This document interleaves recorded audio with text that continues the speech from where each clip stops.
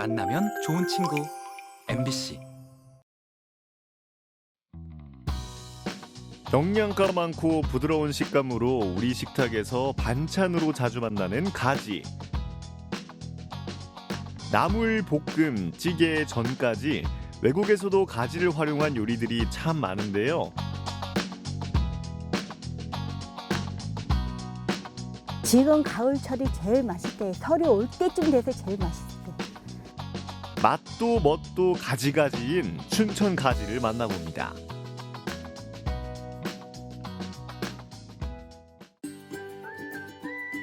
비옥한 토양 때문에 맛 좋은 감자와 배추가 많이 나는 춘천시 서면.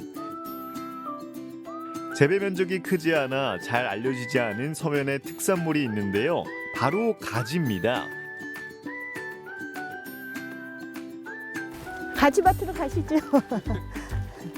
올해로 15년째 가지 농사를 짓고 계신 변경실 사장님. 남편 따라 춘천에 정착하면서 어느새 베테랑 가지 농사꾼이 다 됐습니다. 봐봐요. 이게 지금 한 나무거든요. 한 나무에서 이만큼 온 거예요. 지금 다. 이게 한 나무예요. 지금. 그러면 이 양이 한 나무에서 250개 정도? 250개에서 30개, 300개 정도? 반들반들한 보랏빛 속에 몸에 좋은 영양소를 가득 담고 있는 가지. 하지만 물컹거리는 식감 때문에 호불호가 강한 채소이기도 한데요. 가을에는 알이 차요. 얘도. 똑같이.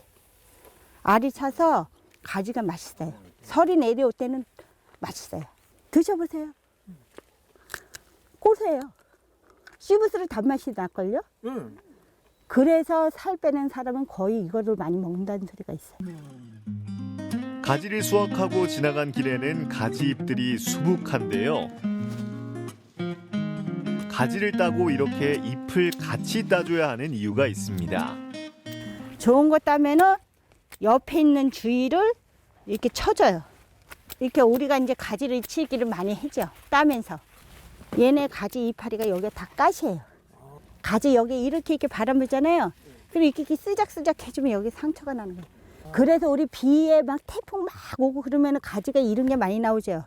이게 다 가지 이파리에서. 얘가 바람 불어도 쓰러지진 않아요. 지금 이 가지가 이렇게 쓰러졌잖아요. 이렇게 해서 여기다 고정을 시키는 거예요. 여기 핀이 요 X자 있죠? 여기다가 끈을 끼워서 이렇게. 그럼 얘가 서 있잖아요. 바람 불어도 움직이지 않잖아. 6월 말부터 10월 말까지 출하되는 가지. 기온이 높은 여름에는 하루에 1cm씩 쑥쑥 자란다고 하는데요. 이렇게 구부러지지 않고 반듯하게 자라야 좋은 가지라고 합니다. 특히 변경실 사장님이 키운 가지는 특별한 비법이 있습니다. 마요네즈 500g에 설탕을 1kg 500g을 넣어요. 그러면 가지가 뭐 하냐면은 코팅된 되면서 윤이 나면서 단맛이 나면서 매끈해요. 그냥 밥만 먹을 수가 없으니까 고기도 먹고 뭐 야채도 먹고 뭐 칼슘도 먹고 그런데다 거기다 영양제도 먹잖아요. 건강해서. 얘네도 마찬가지. 영양을 줘야지 건강하지. 영양 안 주면 건강하겠어요? 15년 동안 가지 농사를 지으며 스스로 터득한 비법들로 품질 좋은 가지를 생산하는 변경실 사장님. 자식마냥 애지중지 키워왔습니다. 한 5, 6년 전에 우박 한번 왔었죠. 우박 한번 왔었는데 이 가지가요 싹 망가졌어요. 근데 나중에는 너무 억울해갖고 눈물이 나오더라고. 왜 그러냐면 내 일터가 없어지고 맨날 그 습관이 있잖아요. 자고 일어나면 5시에서 5시 반에 나와요. 우리가 새벽에요. 해만 떨어지면 나오니까. 근데 딱 달라고 보니까 가지가 다 전멸을 해서 망가지니까 나중에는 좀 억울하지. 그렇다고 누구한테 하소연도 못하고. 그럴 때마다 옆에서 든든하게 있어주는 남편. 자랑을 하면서 뭐 드세요. 예, 맛있게 잡세요. 맛이 어때요? 고소하고 맛있어요. 가지를 오래 두고 먹으려면 이렇게 말려서 먹으면 되는데요. 말리면 가지의 식감이 더 좋아진다고 하네요. 가지를 모양이 이쁘죠. 우와. 이게 어제 썰어놓은 거예요. 어제. 예, 이게 하루면 나와요. 바람으로 말리면 새파래져요. 그래서 깔이 죽지 않는다. 와, 양이 굉장히 많네요. 근데 얘가 덜 말르면 눅눅한데 완전 바삭바삭해요.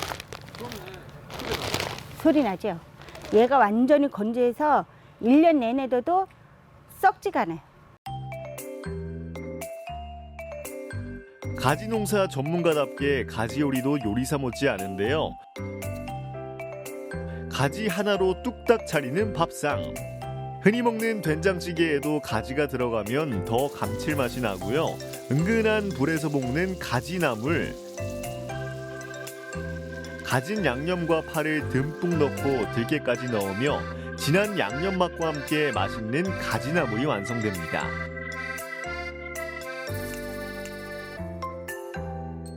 특히 가지는 들기름과 궁합이 좋은데요. 들기름에 구운 가지와 양념장을 함께 곁들이면 맛 좋은 가지구이가 됩니다. 가지를 안 좋아하던 분들도 맛있게 먹을 수 있을 것 같은데요.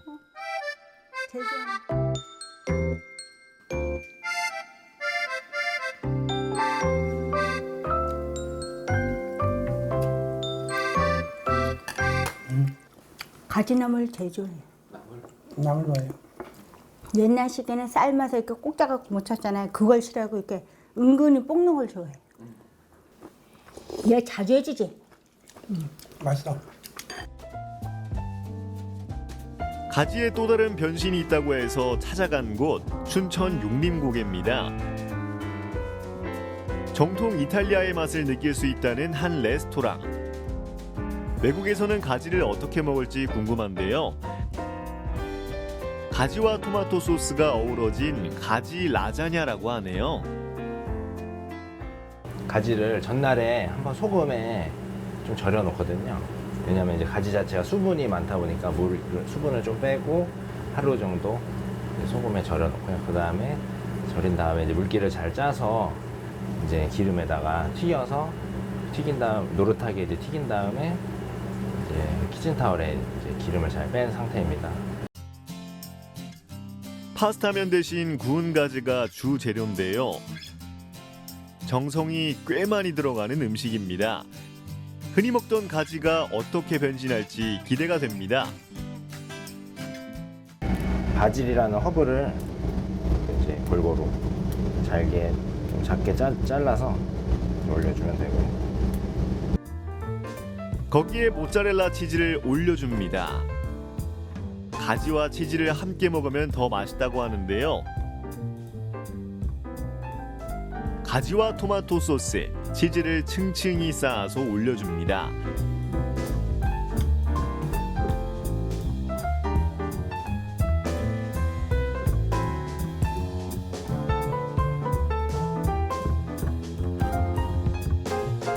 이렇게 반복해서 올려준 다음 오븐에 넣어 구우면 가지 라자냐가 완성됩니다. 어떤 맛일지 궁금한데요.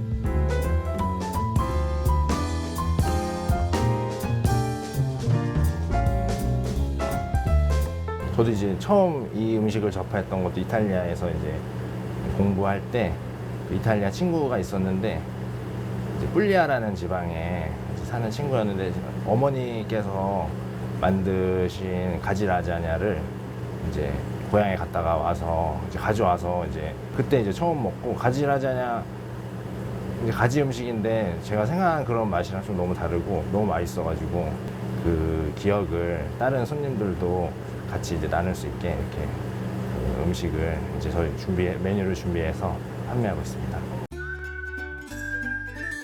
한여름 뜨거운 햇빛을 머금고 쑥쑥 자란 가지. 진한 보랏빛 속에 몸에 좋은 영양소를 가득 담은 웰빙 채소인데요.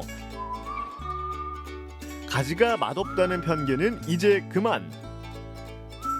요리 방법에 따라 식감도 좋고 맛있게 변신하는 가지 요리들. 오늘 저녁 누구나 맛있게 즐길 수 있는 가지 요리 만나보는 건 어떨까요?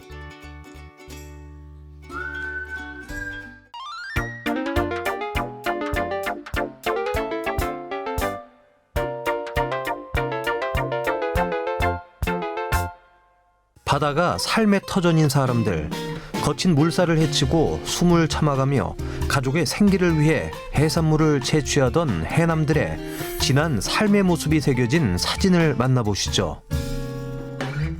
찾아간 곳은 고성군에 위치한 고성평화지역 아트센터. 바다 내음 가득한 사진들이 눈길을 사로잡는데 몇 년 전부터 해남 사진을 찍고 있는 이진수 사진작가. 처음에는 저는 이제 해남을 찍을 생각은 안 했고요. 이제 다른 걸 찍다가 우연히 1세대 분 한 분을 만나서 해남에 대한 얘기를 듣고 이 해남에 대해서 기록을 좀 해야 되겠구나. 15명 정도가 계시는데요. 1세대 분들이 말씀하시기로는 그때는 한 10명 미만 정도였다고 그러시고요. 처음에는 이것이 해남 분들이 한 분이 이제 시작을 했다가 소득이 많고 해산물을 많이 채취하니까 이제 저것도 돈벌이가 되는구나. 그리고 남자가 해도 뭐 괜찮겠구나 하는 이제 용기를 얻어서 점차 이제 사람이 이제 많아지게 된 거죠. 5년 전 처음으로 해남의 모습을 카메라에 담았다는 이진수 작가. 힘들게 삶을 이어온 1세대부터 지금은 당당하게 자신의 선택으로 해남의 길을 걷고 있는 2세대와 3세대까지 그들의 강한 생활력과 멋진 모습에 매료될 수밖에 없었다고. 원래 이게 고성 지역이 옛날에는 그 철조망이 해변가로 쭉 있었어요. 그래서 해녀들도 이렇게 해변가로 물속에 들어가지 못하고 항구에서 이제 그 배를 타고 들어가게 되거든요. 그 당시 1세대는 이제 좀 깊은 물에서 이제 해녀하고 떨어져서 했는데 물에 올라갔다 들어갔다 하니까 이제 해군이나 경비 이런 쪽에서 발견을 하고 배가 와가지고 이제 잡아가는 거죠. 의심되니까. 그런 경우가 한두 번이 아니었다고 말씀을 하시고 또 한 번은 총도 맞을 뻔 했다는 말씀도 하셨어요. 그래서 그렇게 이제 죽을 고비를 넘겼다.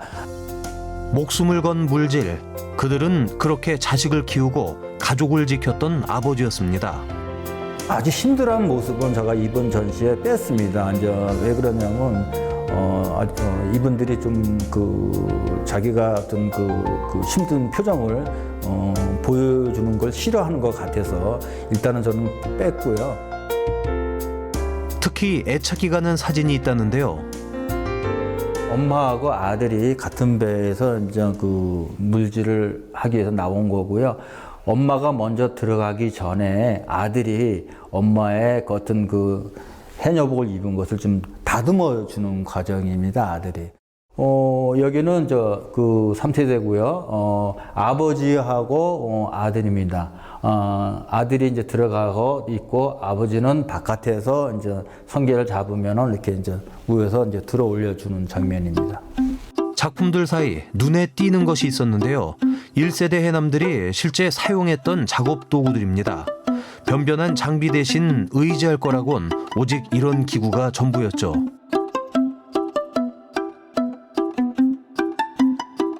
이거 언제 찍은 거예요? 이거 순간적으로 뛰어내리시길래 여기 보시면은 금방 나오셔서 아주 힘들어서 좀 쉬고 있는 자세. 전시장을 찾은 특별한 손님은 바로 사진 속 주인공들. 처음 했을 때는 제 기억에는 아마 17인가 18에 아마 시작 그때 이제 처음 이제 저런 이 고무옷이 나왔을 때 아마 거의 1세대가 거의 한 7, 80명 정도 됐을 거예요. 제주 같은 경우는 뭐 그냥 바위에서 바로 들어가지만 대진 같은 경우는 최북단이라 어선을 타고 나가서 이제 물에 들어가서 이제 작업을 해야 되는 그런 차이점이 있죠. 옛날 같으면 또 간첩으로 또 오인도 받고 전군에 막 비상도 걸리고 그런 일들이 허다했어요. 그냥 예전에 했으니까 저 같은 경우에는 예전에 어려서부터 물질을 했으니까 지금도 몸이 허락하니까는 한다고 생각을 하거든요. 저는. 힘들죠. 처음에 이제 적응 안 돼가지고 깊은데 못 들어가고 아직도 다른 분들보다는 좀 깊은데 못 들어가요. 처음에 시작할 때는 고통도 많았어요.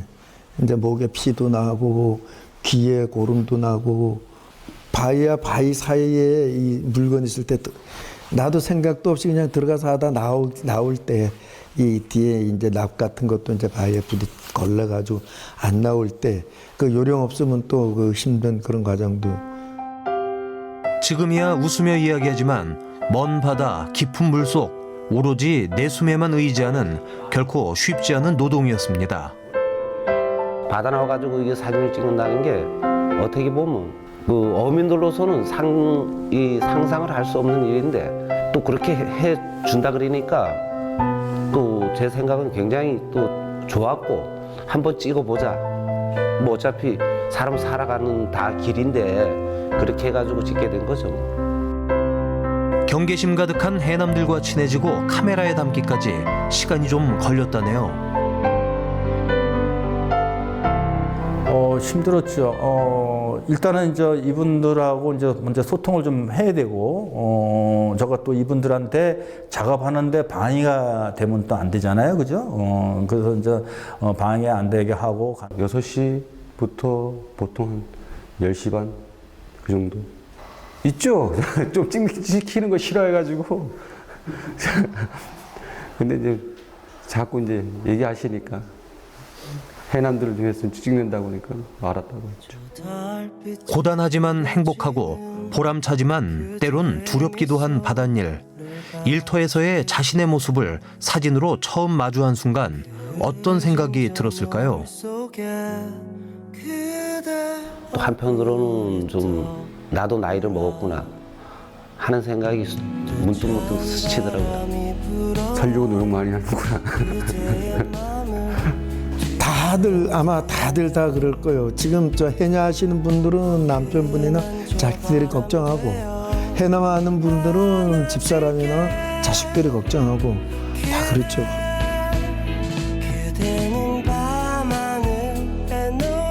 이제 그만 좀 하셨으면 좋겠는데 워낙 아들들이 잘 살아가지고 아니 어머니가 물질로 저를 이렇게 키우시고 다 이제 저도 이제 그렇게 컸고 어머니 이제 보고 이렇게 자랐으니까 내가 좀 힘들어도 내 자식들 위해서 내 집사람을 위해서 그렇게 할 수 있으니까. 서로를 가장 잘 이해하고 말하지 않아도 서로의 고충을 느끼며 어떨 때 행복해하는지 너무나 잘 아는 사이가 돼버린 작가와 그의 모델. 내년도의 계획은 협조를 잘해 주시니까 이 3세대하고 2세대의 어떤 그 소통적인 문제, 그리고 이제 3세들이 이 작업을 어떻게 생각하는지, 그리고 2세대 분들은 이것을 계속 얼마나 하실 건지, 그래서 이제 2세대하고 3세대를 잘 어우리는 그런 작업을 할 예정입니다. 그동안 고성에서 활동하는 해남 문화를 우리는 잘 모르고 살아왔습니다. 아니 어쩌면 외면해 왔는지도 모르죠. 이젠 그들의 삶이 곧 지역의 문화 가치라는 걸 인정하고 존중할 필요가 있지 않을까요? 바다와 함께 늘 평온하길 기원합니다.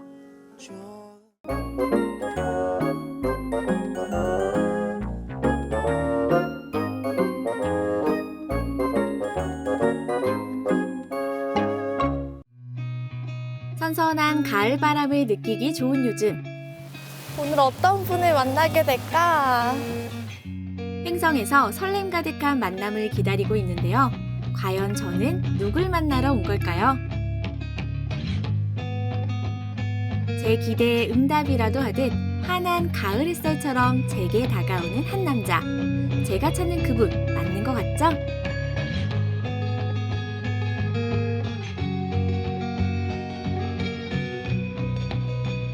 잠시만요. 안녕하세요. 혹시 오늘 저랑 가을 데이트 하실 분 맞나요? 네, 맞는 것 같은데요. 네. 처음 뵙겠습니다. 네. 횡성에서 시작된 특별한 여행. 짙어진 가을바람만큼이나 마음까지 한들거리는 아주 특별한 문화유산 여행을 함께 떠나봅니다.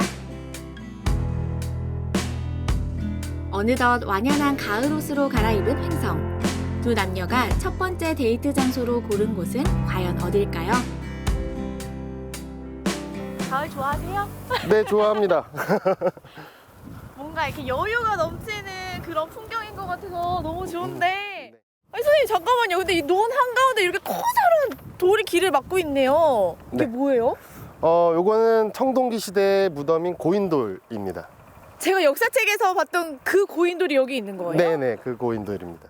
알고 보니 이분 횡성군 소속 하계사님인데요. 하계사님과 함께 데이트에 나선 만큼 문화유적 여행에 나섰습니다. 들판 한가운데 놓여있는 고인돌이 눈에 띄었는데요. 그냥 큰 돌이라고 생각해서 뭐 치워지거나 훼손되는 것들도 많지만 아마 이 고인돌 같은 경우는 형태가 딱 고인돌이라서 이 땅 농사 지으시는 주인분이 대대로 좀 지켜온 게 아닌가. 대대로 이어져 내려온 만큼 이 마을이 2500여 년이라는 긴 시간 동안 존재해 왔다는 것을 증명하는 흔적이기도 하죠.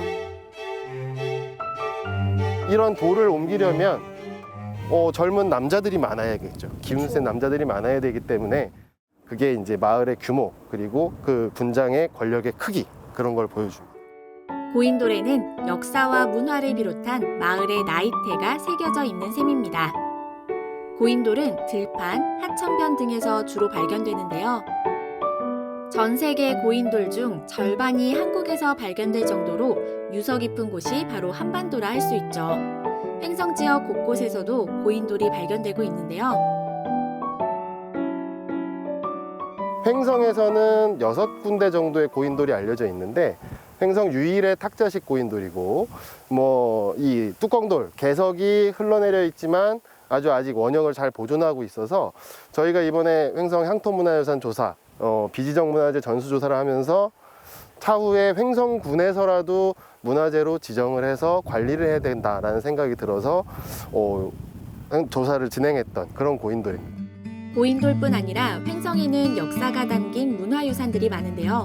하지만 문화재로 지정이 되지 않으면 관리가 어려워 유실되거나 파괴되는 등 훼손을 겪는 실정이죠. 이를 막기 위해 횡성에서는 2022년 조례를 제정하고 문화유산 보존에 나섰습니다.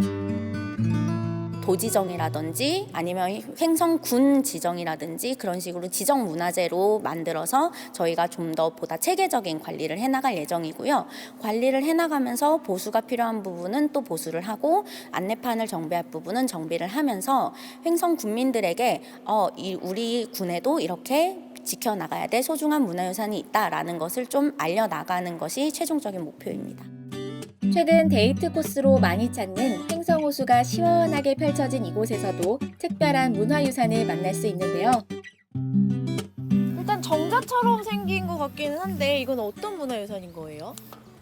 조선시대에 유교가 나라의 통치 이념으로서 작용하면서 임금이 각 지방에 있는 효자나 연려 아니면 충신 우리가 흔히 아는 연려문 효자비로 이원빈, 이품용 효자각도 그중 하나인데요.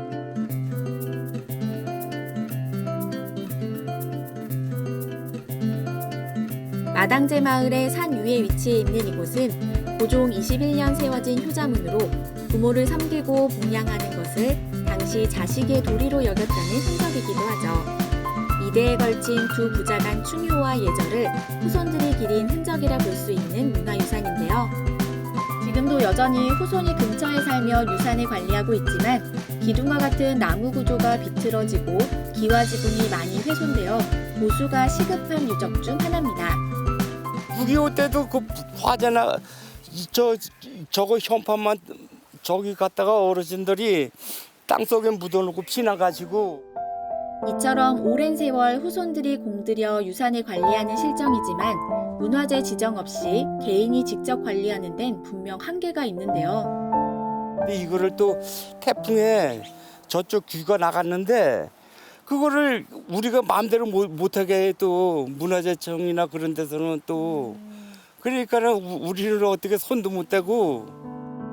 그러나 그 역사적 가치를 알기에 후손들은 끝까지 효자각을 지키고자 노력하고 있습니다. 보존하고 관리해 후손에게 물려줄 의미가 있기 때문이죠. 딴 사람들은 모르지만 나는 뿌리 찾아주려고. 그 지금 벌초도 남한테 맡기고 그러는데 나는 남한테 맡기지도 않고. 시골에서 흔히 볼 수 있는 문화유산이라고도 여길 수 있지만 그 안엔 그들의 삶의 뿌리가 녹아있는 위대한 유산이라 볼 수 있죠. 얘기를 듣다 보니까요, 이런 향토 문화유산의 전수조사나 뭐 보존 사업이 얼마나 중요한지를 다시 한번 느끼게 되는 것 같아요. 이 문화재들의 이런 담겨있는 한 횡성에 오래 살아오신 집안의 스토리라든지 아니면 그 집안의 노고를 위해서라도 뭐 보수가 되면 그냥 보수된 걸로 끝나는 게 아니라 문화재로서 활용이 되고 관광지로서 활용이 되고 또 후손분들한테는 또 자긍심을 가질 수 있는 그런 사업으로 활용하고자 합니다. 멋진 풍경에 가을바람 따라 학교에서 소풍을 왔을 정도로 마을 사람 모두가 아꼈다는 유산. 그 유산이 다시 아름답게 꽃피기를 모두가 바라고 있습니다. 가을바람 타고 다음으로 찾아간 세 번째 장소. 밭 한가운데 비석이 세워져 있는데요. 여기도 진짜 그냥 지나치면 모를 만한 곳에 뭔가가 또 있네요. 그 지방 관리들이 지방에서 뭔가 아주 좋은 정책을 펼치거나 아니면 좋은 일을 하면 그 지방의 주민들, 백성들이 자체적으로 돈을 걷어서 비석을 세워줍니다. 그걸 이제 뭐 송덕비, 선정비, 불망비 등등의 명칭을 쓰는데요. 9일 불망비라는 기념비로 숙종 4년 횡성 현감 9일이 횡성 벌판의 관계시설을 공사해 가뭄을 막은 공을 기리고자 당시 횡성 사람들이 세운 비석이죠. 이러한 9일 현감의 공덕을 높이사 은가람용이 횡성 땅을 기름지게 가꿔졌다는 아름다운 전설까지 생겨나게 됐습니다. 그 설화가 지금까지 전해져 횡성의 은가람길까지 생겨나게 됐죠.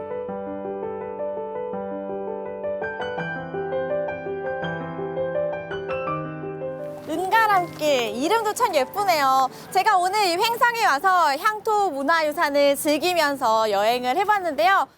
이렇게 바람 불고 날씨도 좋은 계절 가을에 여러분도 횡성에 오셔서 역사와 문화를 느낄 수 있는 여행 한번 즐겨보시면 어떨까요? 횡성 골짜기마다 얽힌 문화유산을 따라 바람 부는 횡성에서 여러분도 특별한 가을을 느껴보면 어떨까요?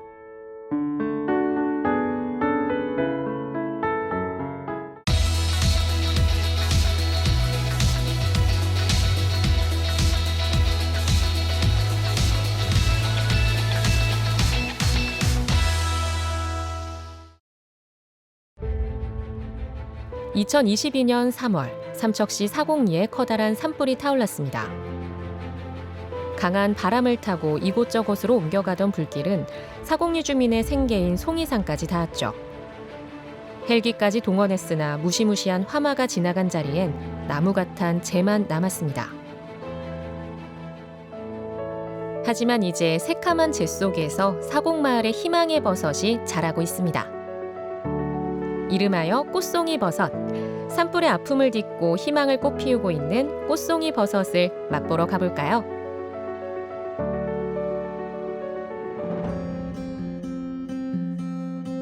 산불 후 1년이 훌쩍 지나 다시 찾은 사곡마을. 송이 채취 때문에 시끌시끌해야 할 마을이 조용합니다. 산불 났을 때는 이루 어떻게 말을 표현을 할 수가 없죠. 이게 진짜 온 마을이 진짜 불거덩이 속에 너무나도 황망하고 진짜 이 시기가 빨리 지나갔으면은 좀 하는 바람 그런 것밖에 없었죠. 마을 주민들은 산불에 수십 년간 일궈온 삶의 터전을 잃었습니다. 타들어가는 송이산을 보며 발을 동동 구르는 것 외에는 할 수 있는 게 없었죠. 그래도 이대로 주저앉을 수는 없었습니다. 저희 마을에 이제 송이산이 다 불타는 바람에 산림청에서 송이 대체 작물 문화 조성 사업이라고 해서 그렇게 구상을 해서 올리라 이랬습니다. 그렇게 주민들의 의견을 반영해가지고 이렇게 저희가 꽃송이 버섯을 하게 됐습니다.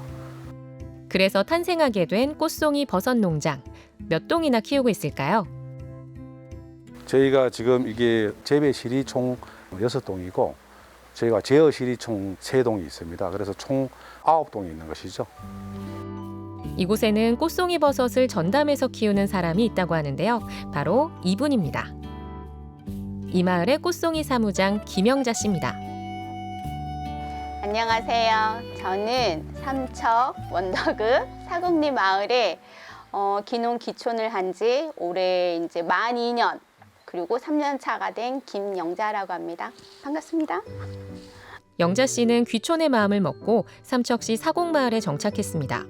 농사의 니은자도 몰랐던 영자 씨는 아무것도 모르는 아이의 기분으로 하나부터 10까지 새로 배워야 했죠.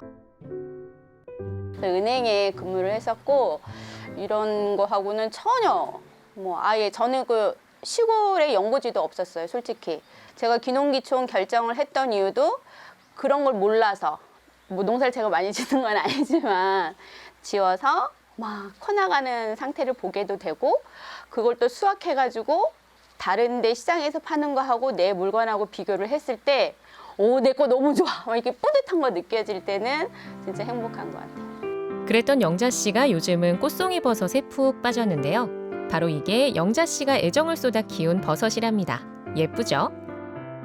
꽃송이 버섯 자체가 굉장히 생소하잖아요. 꽃송이 버섯이 특별하게 어떤 방식으로만 드셔야 돼요라는 거는 없어요. 그러니까 버섯 자체가 향이 막 진하지는 않고 그렇다고 향이 없지도 않아요. 그러니까 은은한 향을 갖고 있기 때문에 모든 음식에 접목을 할 수가 있고 이런 거 이제 막 이렇게 다져가지고 볶음밥 같은 거 하실 때라던가 집에서 항상 국찌개는 하시잖아요. 식사하실 때 그거 할 때 섞어서 드시는 게 가장 좋은 것 같기는 해요. 컴퓨터를 들여다보는데 유독 기분이 좋아 보이는 영자 씨. 무슨 좋은 일이라도 있는 걸까요? 대박! 지금 갑자기 문자로 주문이 들어왔어요. 몇 개 들어갈게요. 20박스! 흐뭇해요. 어떡하지? 자그마한 사무실 안에는 영자 씨의 자리뿐. 다른 직원 없이 혼자 일할 수 있는 비밀은 바로 이 모니터, 스마트팜 시스템입니다. 지금 제가 하는 작업은요. 재배동에서 지금 꽃송이 버섯이 막 자라나고 있잖아요. 그래서 거기에서 아이들이 잘 자랄 수 있게끔 습도라던가 온도, 그다음 이산화탄소 이런 환기 이런 것들을 여기서 직접 제가 조절할 수 있게끔 만들어진 시스템이죠. 그러니까 스마트팜 저희 재배라고 말씀드렸었잖아요. 스마트팜이라면 컴퓨터가 자동으로 조정하는 걸로 알고 있는데 이렇게 하나하나 손으로 조절하는 이유가 따로 있을까요? 컨테이너 박스 안에서 아이들을 재배하고 있다 보니까 공간이 일정 공간 이렇게 협소한 편이에요. 그러니까 거기서 아이들을 좀 재배를 잘 하려면 시설에서 크게 재배하는 것보다는 좀 더 신경을 써줘야 되는 것 같긴 해요. 산불로 잃은 송이버섯 대신 선택한 꽃송이버섯. 이제는 사곡마을의 희망이 돼 자라나고 있습니다. 희망을 만나러 가는 길을 소홀히 할 수 없는 법. 위생복도 야무지게 입고 꽃송이버섯을 재배하는 곳으로 한번 가볼까요? 여기저기 꽃처럼 예쁘게 피어난 꽃송이버섯들은 얼마나 키운 걸까요? 저희가 처음에 들어왔을 때는 300베이지를 가지고 들어와서 이제 쭉 진상돼 이제 저희가 균열대에 얹은 건데요. 오늘 지금 이 동에 들어와 있는 거는 60일 된 배지예요. 그 60일짜리를 갖고 오면 저희가 여기서 대략 한 달 정도 이제 여기서 생산을 하고 키워내는 거고 한 달 정도가 지나면 이렇게 수확할 수 있는 단계의 이제 버섯으로 바뀌어 있어요. 이렇게 정성을 다해 키운 꽃송이 버섯은 다른 자연산 버섯들과는 다르게 팔로만 있다면 1년 내내 키우고 수확을 할 수 있다고 합니다.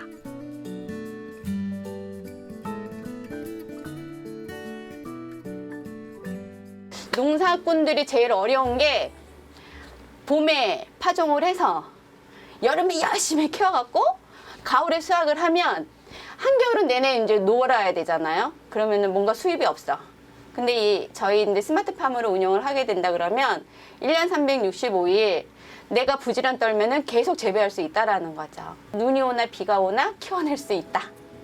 이런 거 좋은 것 같아요. 아니 그런데 꽃송이버섯이라고 해서 나름 송이버섯과 모양새가 비슷할 줄 알았는데 완전히 다른 모습이네요. 저희 마을이 채취 마을이었기 때문에 꽃송이 했을 때 송이에 뭔가의 송이와 연관이 있는 다른 버섯인가 봐 이렇게 생각을 했거든요. 근데 전혀 무관하고 그 버섯 자체 모양이 꽃이 이렇게 활짝 폈을 때 모양처럼 이렇게 방글방글 이래요. 그래서 그 생긴 모양을 가지고 이름을 붙여서 꽃송이 버섯이라고 하더라고요. 이건 꽃송이 버섯을 말린 겁니다. 말린 꽃송이 버섯은 주로 차를 끓여 마시는 데 사용하죠. 묻은 그 버섯에는 베타글루칸이라는 성분이 있는데요. 이 베타글루칸 성분 자체가 수용성이에요. 그래서 물에 굉장히 잘 녹아내리거든요. 그래서 뭐 드시는 방법이 여러 가지가 있지만 이렇게 차로 내려 마시면 그런 성분들을 다 흡수하실 수 있으니까 좋은 방법이라고 권해드릴 수 있을 것 같아요. 처음에는 저희가 이제 송이산이 다 불타는 바람에 상당히 마음이라든가 이런 부분 자체가 참 처져 있었는데, 그래도 그나마 이게 조금 마을에서는 뭐랄까 위안이 좀 많이 된 그런 상황이죠. 이것도 뭐 처음 하는 일이라 지금도 이제 뭐 배워가는 과정이긴 한데요. 이거 좀 재밌어요. 이것도 뿌듯해요. 아직 사곡마을에 꽃송이 버섯이 자라기 시작한 지 얼마 되지 않아 여러 어려움들이 있기도 하지만 앞으로 안정적인 판로가 생겨서 사곡마을 주민들에게 희망으로 자라나길 바랍니다.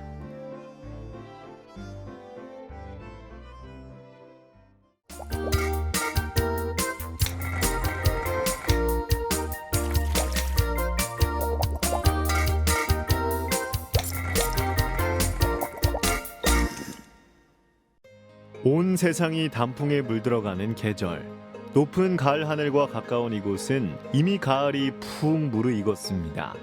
DMZ와 맞닿은 대한민국 최북단, 강원특별자치도 화천군의 백암산 케이블카, 그리고 금강산에서부터 흘러내려와 한강을 향해 가는 맑고 깨끗한 북한강의 풍경까지 화천의 가을 정취를 만끽할 수 있는 특별한 여행지를 소개합니다.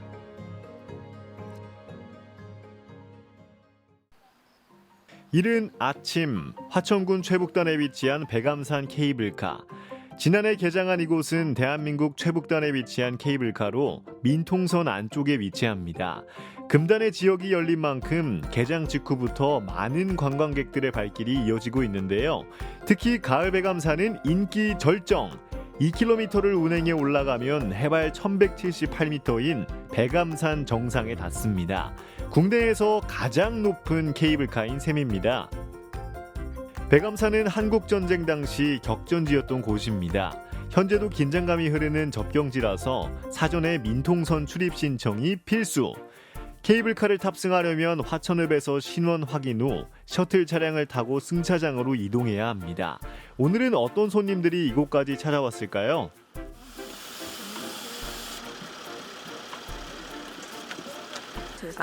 부산에서 출발한 여행객들이에요.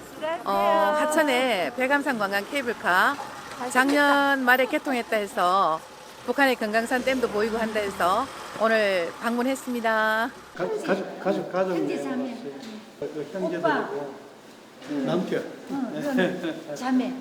1년에 우리 가족들이 1년에 한 번씩 가을에 가족여행을 하고 있어요. 이 북녘땅을 갔다가 보면서 남북 통일을 기원해야죠. 시간 맞춰 케이블카에 탑승하는 부산 손님들. 날씨가 맑으면 많은 걸 볼 수 있다는데 오늘은 어떨까 기대감 안고 출발합니다. 화천 백암산은 한국전쟁 마지막 전투였던 금성전투가 벌어진 고지로 이후 70년간 사람의 발길이 닿지 않은 원시림입니다. 정상까지 15분, 짧지 않은 시간이지만 지루할 틈이 없습니다. 창밖으로 그리고 발밑으로 아름다운 백암산의 풍경이 쏟아져 들어오기 때문이죠. 마음이 좀 편안해져요. 철저하게 잘 이렇게 관리하고 그렇게 하고 있는 것 같아서 오히려 걱정이 안 되고 불편한 그런 생각은 별로 없었어요. 어딘가에서 사냥과 사양노루가 뛰놀고 있을 천혜의 자연 환경. 정상에 가까워질수록 점점 더 붉게 물든 산이 눈에 들어옵니다.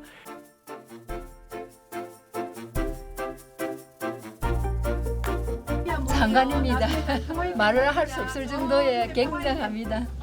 상상을 초월한 관광이라고. 이거는 우리 평생에 한번 올까 말까한 관광이에요. 이거 어찌 이렇게 세우겠노? 이게 얼마나 이 산 속에다가 이런 집을 짓고. 대한민국 기술 만세. 멋진 풍경을 감상하다 보니 어느새 전망대에 도착. 시간 참 금방 가네요. 반갑습니다. 네, 천천히 내리세요. 반가워요. 반갑게 맞이해주는 문화관광 해설사를 따라 백암산 정상으로 올라갑니다. 철책선으로 둘러싸인 전망대. 하지만 그 철책선에는 평화를 향한 염원이 가득합니다. 저 멀리 안동철교가 보입니다. 다리를 기점으로 상부는 생태계의 보고인 양이대 습지, 그리고 하부는 북한강입니다. 지정된 포토존에서는 기념 촬영이 가능하다는 사실, 역사적인 장소에서 인증샷을 남겨봅니다. 여기 백암산 케이블카는 70년 만에 개방이 된 곳이고요. 남과 북의 물길이 이어지는 것을 한눈에 볼 수 있는 곳입니다. 그래서 그리운 금강산, 쾌청한 날에는 바위 색깔도 다 볼 수 있고, 우리가 익숙치 않은 지피, GOP를 한눈에 볼 수 있고, 여기서는 직접 비목의 탄생지인 백암오피를 만나보니 얼마나 좋아요. 젊은 청년 장교들이 나라 지키다 사나한 그런 무덤이었는데, 시신은 못 거두고 짐승의 밥이 되지 말라고 돌로 이렇게 쌓아놓은 것이 세월이 지나면서 그런 것들이 흔적으로 남아 있어서 우리나라 3대 가곡 비목의 발상지가 바로 저곳인데요. 백암산의 단풍도 아름답지만 이곳에서 감상할 수 있는 가장 값진 풍경은 따로 있습니다. 이렇게 망원경을 이용하면 지도에서만 보던 북방한계선을 직접 두 눈으로 확인할 수 있습니다. 자세히 보니 분지에 자리 잡은 집단 농장의 모습도 보이네요. 생생한 북녘 땅의 풍경이 신기하기만 합니다. 너무 좋았어요. 상상 초월할 정도. 산 보니까 너무 마음이 뭉클했어요. 너무 좋아요. 저쪽에. 경치는 이루 말할 수가 없습니다. 정말로 내 생에 이런 거를 갖다가 볼 수 있다는 게 너무 행복하고 감격스럽게 내려가겠습니다. 그래서 그냥 아껴지잖아. 상태를 잘 보존돼야 되는데 자랑을 못할 것 같아. 그 정도로 좀 느끼시나요? 내가 혼자만 이렇게 그냥 너무 좋다, 너무 좋다, 좋았다 이렇게만 가지. 누구한테서 나 너무 좋았다, 막 이렇게 자랑 못할 것 같아. 다 오고 싶어 할 것 같으니까. 네. 욕심쟁이지 내가. 많은 것을 마음에 담고 돌아오게 되는 가을의 백암산. 계절과 역사와 추억이 산줄기를 따라 흐르는 현장입니다. 이번엔 화천의 물길을 따라 여행해 볼까요? 북한강을 따라 내려가다 보면 다리를 하나 만날 수 있습니다. 구만리와 대리를 잇는 인도교, 산란교입니다. 멋있는 다리가 있는데 이 다리 이름이 산란교예요. 간동면 구만리 뒤에 있는 골이 산란골이라고 하는데요. 산란골을 붙여가지고 산란교라는 이름을 붙였어요. 총 길이가 290m에 중간에 가시다 보면은 북한강 물줄기가 쭉 흘러내려가는데 거기를 걸어서 지나가시면 아름다운 숲으로 다리가 있어요. 숲으로 다리의 길이는 총 1.2km인데요. 물 위에 다리를 만들어 놔가지고 화천을 대표하는 트레킹 코스 산소 백리길 중에서도 가장 인기 있는 구간이 바로 여기라고 합니다. 이곳이 그 화천에서 첫 번째로 손꼽히는 트레킹 코스인데 믿으실지 모르겠지만 주말에는 하루에 2,000명 가까이가 와요. 특히 이제 스카이워크를 이렇게 만들어 놔갖고 시그릿 비밀로 출입구에는 스카이워크가 있는지 없는지 모르는데요. 중간에 얻어보면 이렇게 있어요. 이 물을 북한강 물줄기라고 하는데 저기 북한에 있는 금강산 옥발봉에서 흘러 내려온 물줄기예요.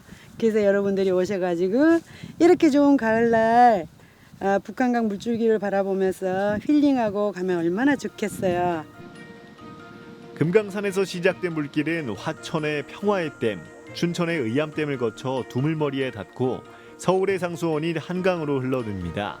때문에 북한강 최상류인 이곳은 눈부시게 맑고 깨끗한 수질을 자랑하죠. 그런 강물 위에 동동 띄어진 수상 산책로가 바로 숲으로 다리, 카레 노래를 집필한 김훈 작가가 장명했습니다. 산소 백리길 일원 중에 숲으로 다리라고 하는데요. 1.2km를 북한강 물줄기 위에다가 다리를 나눴어요. 아침에는 해가 떠오르는 그 해돋이를 볼 수가 있고요. 또한 조금 더 있으면은 물안개를 찍을 수 있는 그러한 시간, 그런 중요한 시간을 여기에서 보내시면 되는 곳이 바로 이곳이에요. 이렇게 좋은 가을에 힐링하고 가시고요. 요즘 걷기를 많이 하는데 다른 데 가지 마시고 이곳에 오셔서 북한강 물줄기를 보면서 한번 걸어보시기 바라겠습니다.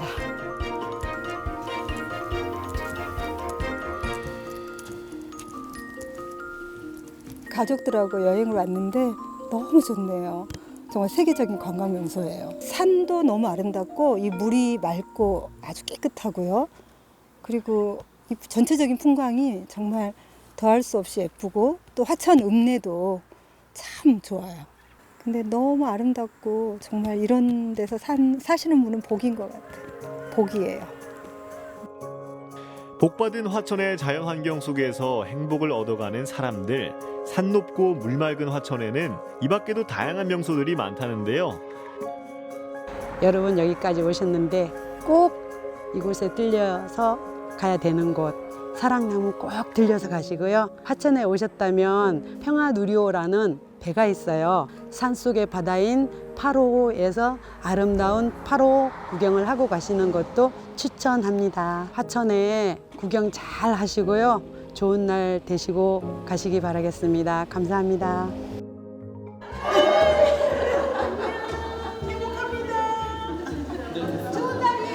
물길 따라 행복을, 산길 따라 평화를. 올 가을엔 화천으로 여행을 떠나보세요.